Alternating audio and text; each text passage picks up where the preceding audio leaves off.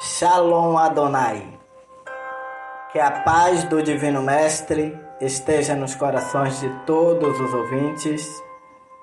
Quem fala com vocês é o Pastor Fábio, pastor da Igreja Evangélica Chamas Vivas sobre o Altar. Como eu havia prometido que eu estaria dando uma aula de Jacó Armínio. E hoje nós estaremos estudando um pouco sobre a história de Jacó Armínio.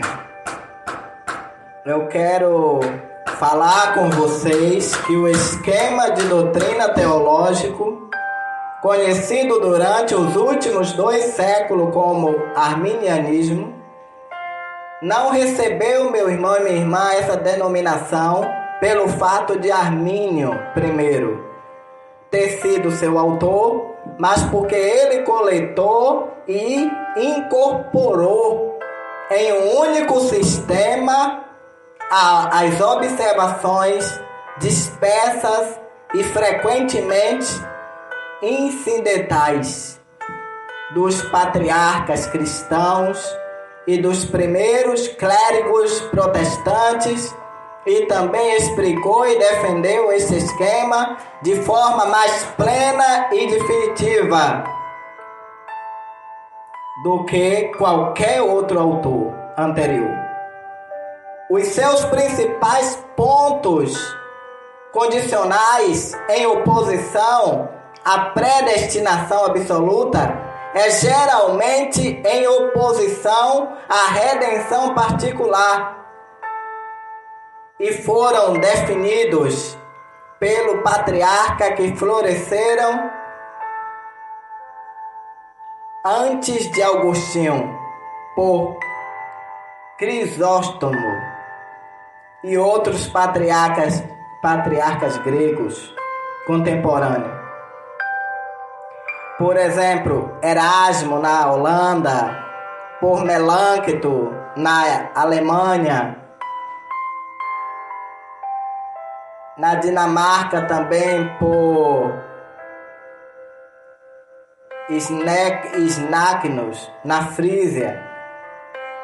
Na Inglaterra também teve muitos outros teólogos eminentes em diferentes partes da Europa antes de 1589. Quando Armínio descartou os pontos de vista de Calvino, ele abraçou as ideias e defendeu de forma hábil essas opiniões, e foram nutridas pela maioria dos luteranos na Alemanha, do norte da Europa, nos Estados Unidos, pela Igreja da Inglaterra e pela Igreja Episcopal Protestante deste país, pelas maiores denominações não sustentadas pelo Estado, que envolve sob vários nomes os seguidores de Wesley e todas as partes do mundo, e por algumas denominações menores. A visão oposta foi obtida nas igrejas da Suíça, da Holanda, da Escócia, juntamente com os independentes presbiterianos e congregacionalistas, com exceção dos unitários ingleses. A maior denominação dos batistas é a calvinista, enquanto os batistas gerais da Inglaterra e os batistas livres ingleses, sendo ambas igrejas numerosas, e não se pode negar que muitos afirmando ser arminianos, porém mais distante do que o arminianismo genuíno, do que o Armínio ou o Wesley, estava distante do calvinismo e tornaram-se pelagianos ou socinianos. E trouxeram, meus irmãos e irmãs, o ódio de seus erros ao sistema que aderiram apenas nominalmente. Por outro lado, é igualmente verdade que o arminianismo exerceu uma influência muito evidente, em particular no último século, na modificação do ponto de vista de pró-calvinista professores. Se não os seus pontos de vista, os seus modos de apresentá-los, a sua doutrina, os seus credos absolutos, perdeu a sua proeminência e seu ensino, e muitos dos teólogos mais capazes entre os calvinistas têm se definidos os pontos de vistas arminianos sobre a expiação. É notável que, embora tenha havido tantos defensores desse sistema e tantos estudos publicados em inglês elucidando e defendendo esse ponto de vista, obras teológicas completas de Armínio nunca tenham sido publicadas em uma tradução em inglês. James, de Londres, um compilador experiente, mas provavelmente mais versado na controvérsia arminiana e calvinista da Holanda do que qualquer outro inglês da sua época, assumiu e realizou parcialmente esse trabalho. Sua tradução, embora muito sobrecarregada, com inúmeras notas que em sua maioria contém informações bastante curiosas em vez de valiosas para a maioria dos leitores, é em geral uma cópia fiel do original. A obra, meu irmão e minha irmã, foi publicada em 2 grandes volumes, em octavo, o primeiro em 1825 e o segundo em 1828, e abrange quase 2/3 das obras de Armínio, tendo sido publicada na Holanda e na Alemanha e em várias edições em 1610 e 1635. Esta tradução foi cuidadosamente revisada para esta edição e a sua fraseologia foi alterada nos trechos em que a mudança pareceu ser muito desejável, mas o significado foi afetado apenas em alguns casos. O editor americano está convencido de que nestes casos Nicol interpretou mal o original. Agora publicado pela primeira vez no idioma inglês, o objeto passou a apresentar com clareza e precisão as ideias de Armínio. O original foi respeitado o máximo possível, de modo que uma tradução quase literal foi muitas vezes preferível uma tradução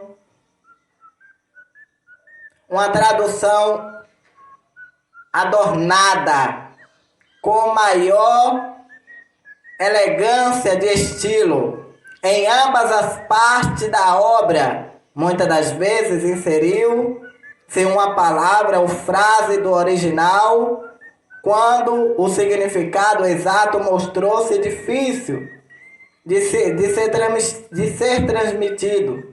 Também pareceu apropriado inserir algumas notas breves, algumas delas preparatórias para os diferentes estudos, e outras anexadas ao texto como referência ou explicações necessárias.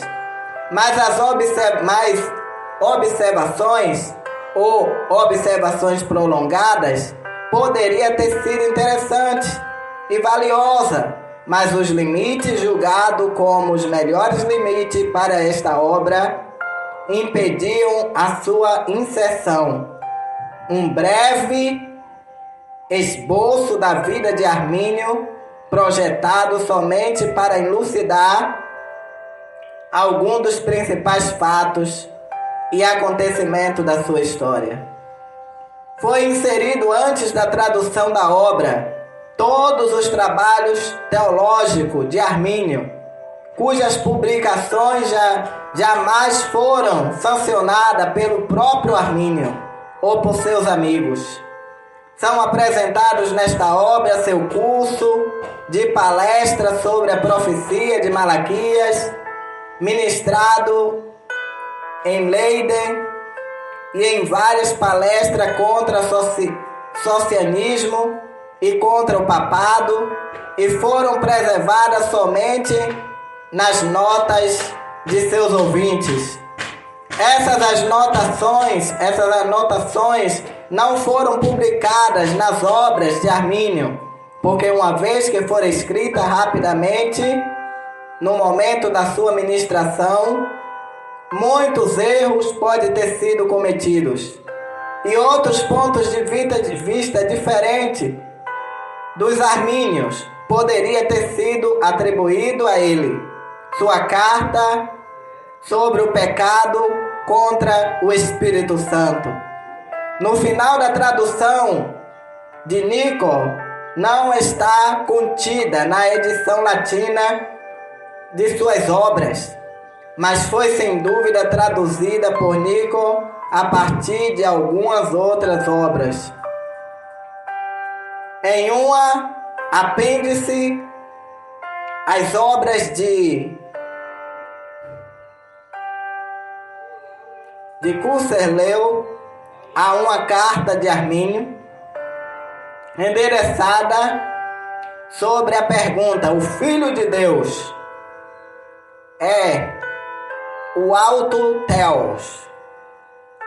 Esta carta é estritamente um ensaio teológico e poderia ter sido traduzida para esta edição, mas as opiniões contidas nelas são apenas uma repetição das ideias contidas na declaração sentimental de Armínio e todas as suas outras obras.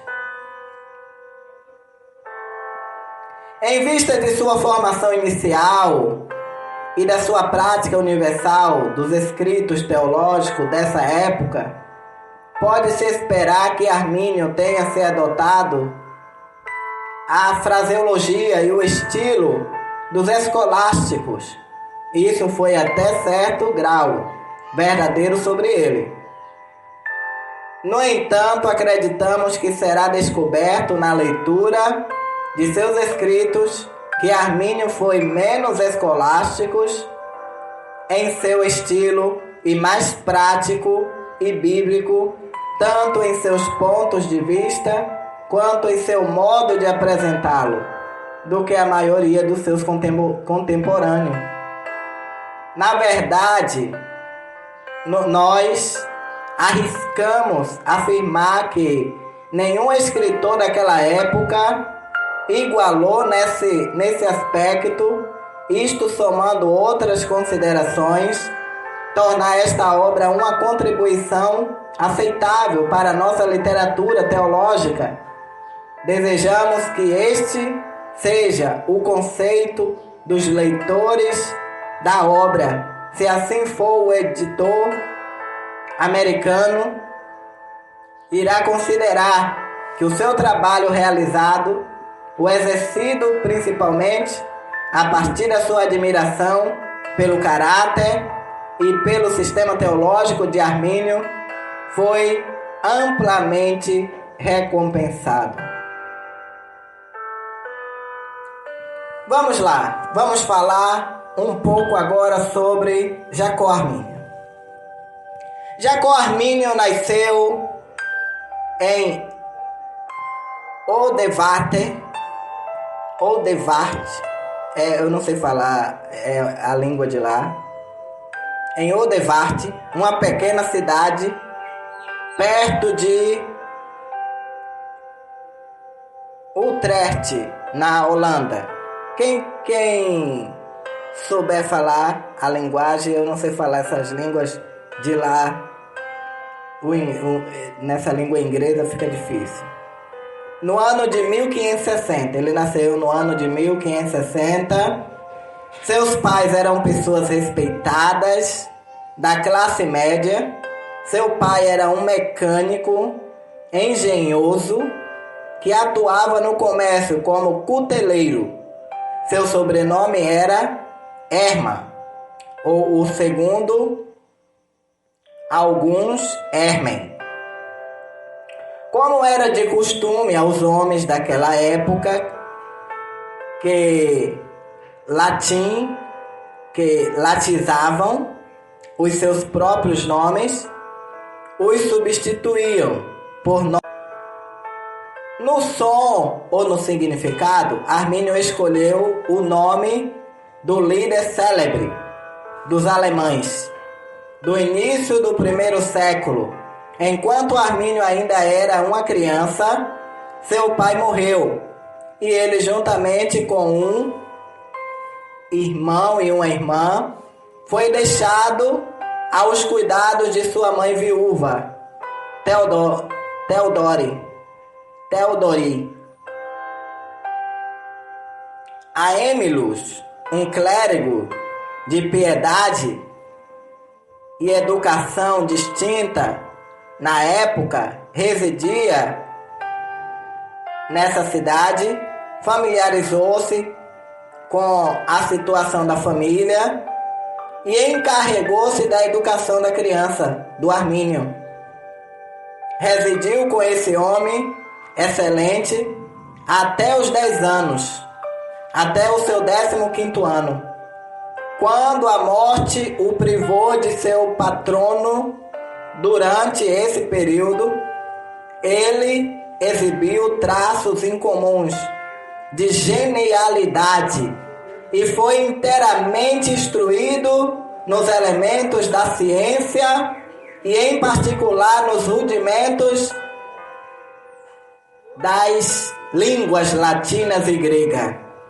Ele foi levado a dedicar-se ao serviço de Deus e se tornou, embora muito jovem, um exemplo, homem piedoso. E nessa época, Rodolfo Sulos, natural de uma linguagem, de um local aqui que eu não vou falar, que eu também não, que morava em Marburgo. Rodolfo mudou-se a fim de afastar-se da tirania dos espanhóis. Ele era homem de grande renome no ensino da matemática, das línguas. Ao visitar sua terra natal, Rodolfo familiarizou-se e interessou-se pelo jovem Jacó Armínio. Contemporâneo, convidou a ir a Marburg sob o seu próprio patronato. Armínio acompanhou, mas pouco depois de iniciar seus estudos na universidade, recebeu as notícias pesarosas de que sua cidade natal havia sido destruída pelo exército espanhol. Ele voltou para a Holanda e encontrou seus piores medos realizados. Sua mãe, seu irmão, sua irmã estava entre as vítimas da matança indiscriminada que ocorreu após a captura da cidade. Ele refez seus passos tristemente em direção a Marburg, fazendo a viagem toda a pé. Durante o mesmo ano, em 1575, foi inaugurada a nova Universidade holandesa, sob o auspício de Guilherme, príncipe de Orange. Assim que Armínio soube que a nova instituição havia aberto as portas para a admissão de alunos, preparou-se imediatamente para voltar para a Holanda e logo ingressou como estudante. Ele permaneceu ali durante 6 anos, ocupando a mais alta posição no conceito de seus instrutores e de seus colegas estudantes. Ao término desse período, em seu 22º ano, Armínio foi recomendado para as autoridades municipais de Amsterdã como um jovem de grande promessa para utilidade futura e especialmente digno de seu patronato. Essas autoridades assumiram imediatamente as custas da conclusão dos estudos acadêmicos de Armínio, enquanto Armínio, por sua vez, deu-lhe um título escrito no qual se comprometeu a dedicar o resto de sua vida, após a sua admissão, às ordens sacras ao serviço da igreja. Naquela cidade, não se envolver em nenhum outro trabalho e a não ocupar nenhum outro cargo sem a sanção especial dos burgomestres. Ele foi imediatamente para Genebra, sendo atraído para lá principalmente pela reputação do célebre Beza, que na época estava ministrando naquela universidade. No entanto, Armínio permaneceu ali durante pouco tempo, pois foi ofendido por algum dos seus professores por defender Ramos, o seu sistema de dialética em oposição ao sistema de Aristóteles. Ele então se retirou para a Universidade de Basileia, residiu ali por 1 ano, durante uma parte do qual, como era de costume para os melhores alunos de graduação, ministrou aulas expositivas sobre temas teológicos, tendo como base curso universitário comum. Por essas e outras exposições de suas erudições, Armínio adquiriu grande reputação, e na véspera da sua partida para Basileia, a Faculdade de Teologia da Universidade da Basileia ofereceu o título e diploma de doutor. Ele recusou esse título modestamente, alegando como motivo sua juventude. O sentimento despertado contra ele na Universidade de Genebra, por conta de sua adesão à filosofia de Ramos, diminuiu de forma considerável. Ele então retornou àquela universidade, permaneceu ali durante 3 anos, dedicando-se ao estudo das divindades. No final desse período, vários de seus jovens compatriotas, que também estavam estudando em Genebra, partiram rumo a uma excursão pela Itália. Armínio decidiu fazer uma excursão semelhante e foi particularmente inclinado a realizar a viagem pelo desejo de ouvir James Zabella, que naquela época era um professor de filosofia da Universidade de Pádua, altamente distinto. Ele permaneceu em Pádua durante um curto espaço de tempo e também visitou Roma em alguns outros lugares da Itália. Essa viagem foi consideravelmente vantajosa para ele, uma vez que lhe proporcionou a oportunidade de familiarizar-se através da observação pessoal com o mistério da iniquidade. Além disso, pode explicar o zelo e o vigor com o qual Armínio se opôs posteriormente a muitas das doutrinas nas pressupostos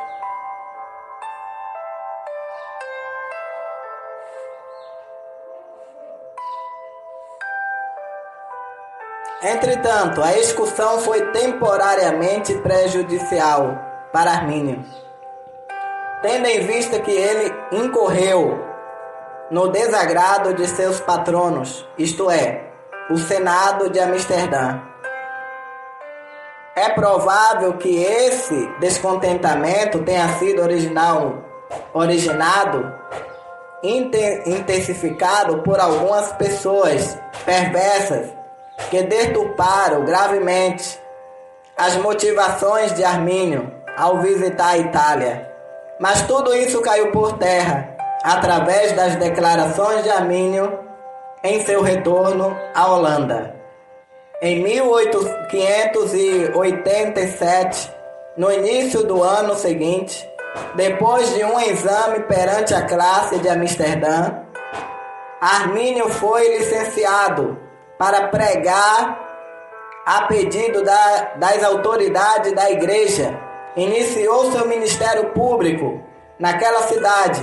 Seu esforço no púlpito fora recebido com muita predileção, de modo que ele foi chamado com unanimidade para pastoreado da igreja holandesa em Amsterdã, tendo sido ordenado no 11º dia de agosto de 1588. Certas circunstâncias ocorreram durante o ano seguinte, fatos que em seus resultados exerceram uma grande influência sobre os pontos de vista doutrinários de Armínio e no final conduziram Armínio a adotar um sistema que leva seu nome no ano 1578. Profundamente religioso e que havia prestado serviço importante a seu país e à reforma, colocando sua própria vida em risco, em uma discussão com dois ministros calvinistas de Delft, atacou os pontos de vista peculiares de Calvino sobre a predestinação e a justificação e a punição dos hereges com a morte da forma magistral e popular.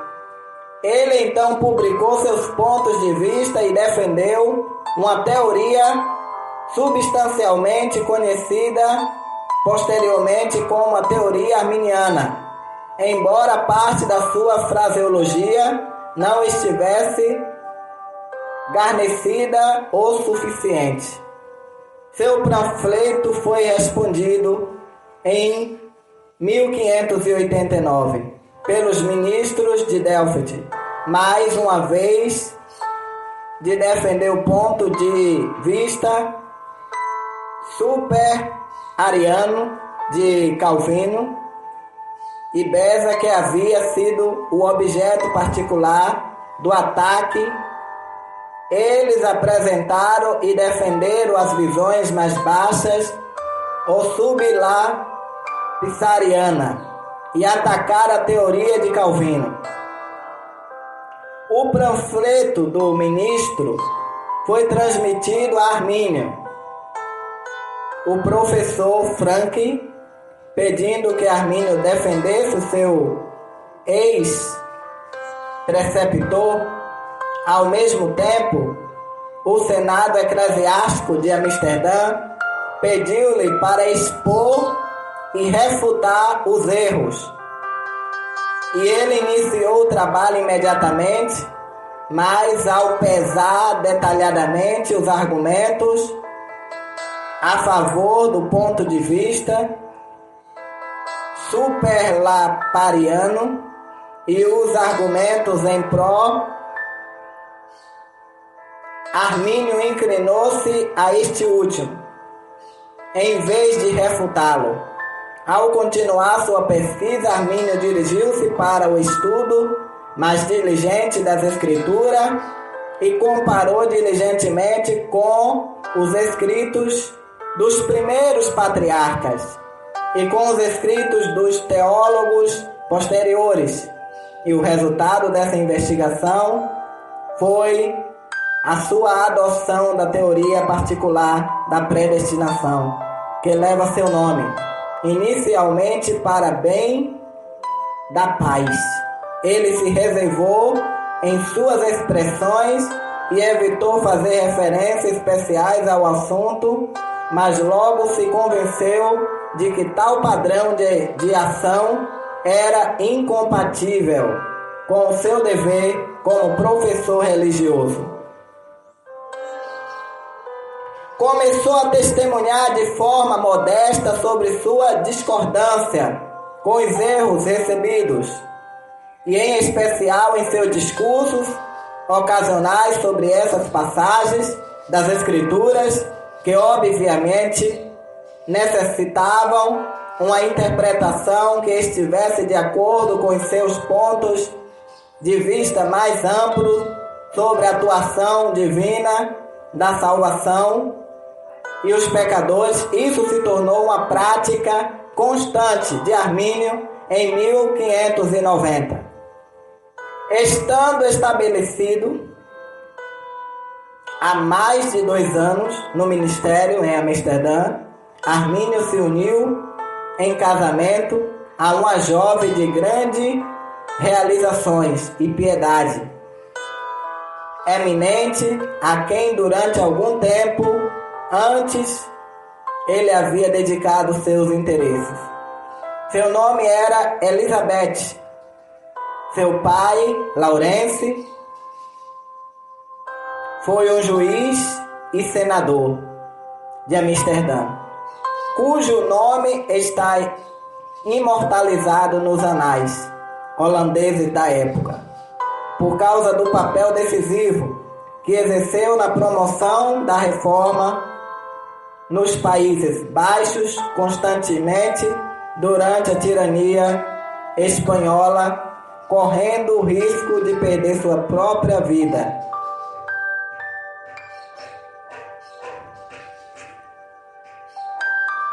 Com esta senhorita, com quem se casou, no dia 16 de setembro de 1590, Armínio desfrutou uma felicidade doméstica invejável, interrupta. O casal teve 7 filhos e 2 filhas. Todos morreram na flor da sua juventude, exceto Laurence, que se tornou um comerciante em Amsterdã, e Daniel, que conquistou a mais elevada reputação na profissão da medicina.